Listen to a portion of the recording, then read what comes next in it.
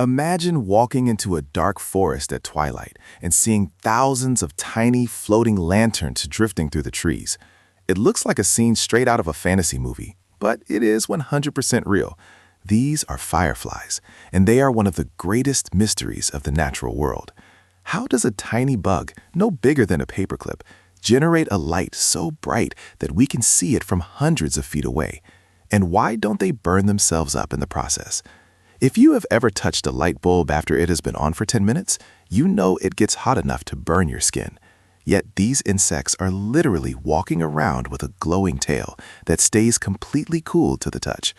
Today, we are diving into the secret, high-tech world of fireflies to find out what makes them glow, how they use light to commit murder, and why they might be the key to the future of human medicine.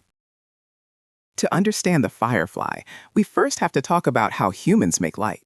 When we turn on an incandescent bulb, only about 10% of that energy actually becomes light. The other 90% is wasted as heat.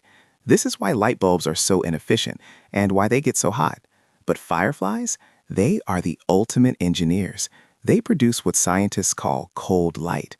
In a firefly, nearly 100% of the energy they use is converted directly into light. There is almost zero heat waste.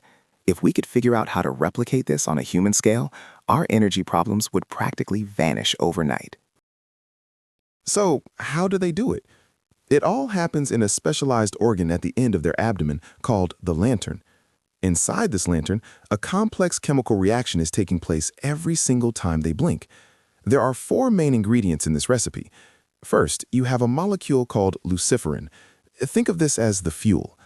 Then, you have an enzyme called luciferase. This acts like a match that starts the fire. Next, you need a little bit of energy in the form of ATP, which is the same stuff your body uses to power your muscles. And finally, you need oxygen. When a firefly wants to flash, it sends a burst of oxygen into its lantern. When that oxygen hits the luciferin and the luciferase, it triggers a chemical reaction that releases energy in the form of a photon, a particle of light. The firefly controls the flash by controlling the oxygen. It is like a biological dimmer switch. By turning the oxygen flow on and off, they can create specific patterns of light. But here is the crazy part. Fireflies aren't just going for fun. They are talking. Each species of firefly has its own unique language. It is like a high-stakes game of Morse code in the sky. Usually, it is the males that are flying around, flashing their lights in specific rhythms to announce their presence. They're basically saying, hey, I am a healthy male of species A, and I am looking for a partner. The females are usually waiting in the grass or on a leaf. If she likes what she sees, she will flash back with the exact same pattern, but with a specific time delay. This conversation can go on for 20 minutes as the male slowly works his way toward her. But in the world of fireflies, love can be deadly. There is a specific genus of firefly called Phaturus, and they are known as the femme fatales of the insect world. These females are slightly larger, and they are masters of deception.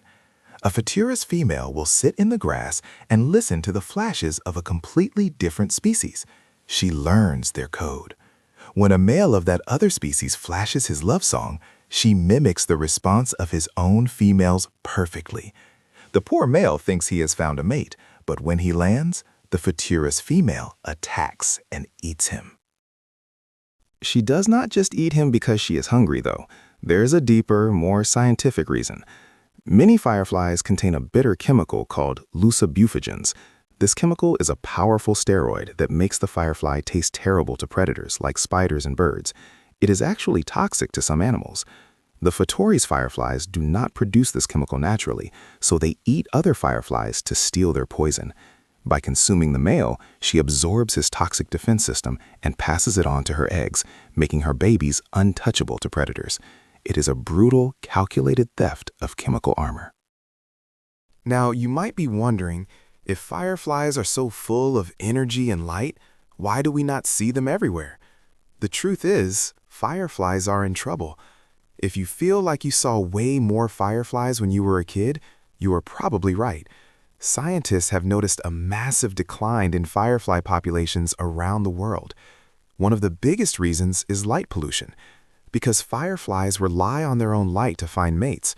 Our street lights, car headlights, and porch lights act like static on a radio. It drowns out their signals. If a male cannot see a female's response because a $50 LED floodlight is in the way, they can't reproduce. Another reason is habitat loss. Most fireflies spend the majority of their lives, up to 2 years, as larvae, living in the soil or under rotting wood. They are actually fierce predators as babies, hunting snails and slugs. When we pave over forests or use heavy pesticides on our lawns, we kill the larvae before they ever get the chance to fly. To help them out, many experts suggest turning off outdoor lights at night and leaving a small patch of long grass or leaves in your yard. But fireflies are not just important for the ecosystem, they are helping us in the lab too. That chemical I mentioned earlier, luciferase, has become one of the most important tools in modern medicine. Because it glows when it reacts with ATP, scientists can use it as a biological tag. For example, researchers can attach luciferase to cancer cells or bacteria. When they look at the cells under a microscope, the areas that are active will literally light up. This allows doctors to track how a disease spreads through a body or see if a new drug is actually working in real time. We have even used firefly DNA to create glowing plants and to help detect food contamination. One of the most incredible things about fireflies is a phenomenon called synchronicity. In a few places around the world, like the Great Smoky Mountains in the USA or the riverbanks of Malaysia, thousands of fireflies will gather in one spot and start flashing at the exact same time. It starts with a few random blinks, and then suddenly, the entire forest is pulsing in unison, on, off, on, off. It is like a giant heartbeat made of light. Scientists spent decades trying to figure out how they coordinate this without a leader. It turns out they are just reacting to their neighbors. Each firefly has an internal clock, and when they see a flash nearby, they nudge their own clock to match. Within minutes, the whole group is synced up. It is a stunning display of natural mathematics. So the next time you see a tiny green spark drifting through your backyard, remember that you are looking at a chemical masterpiece. You are seeing a 100% efficient light source, a complex communication system, and a tiny warrior that has mastered the art of chemical warfare. Fireflies remind us that even the smallest creatures have massive secrets to share, and that sometimes the most magical things in the world are not magic at all, but just really, really cool science. If you enjoyed this deep dive into the glowing world of insects, make sure to hit that like button and subscribe for more amazing stories from the natural world. Let me know in the comments, have you ever seen a synchronous firefly show? It is something everyone should see at least once in their life.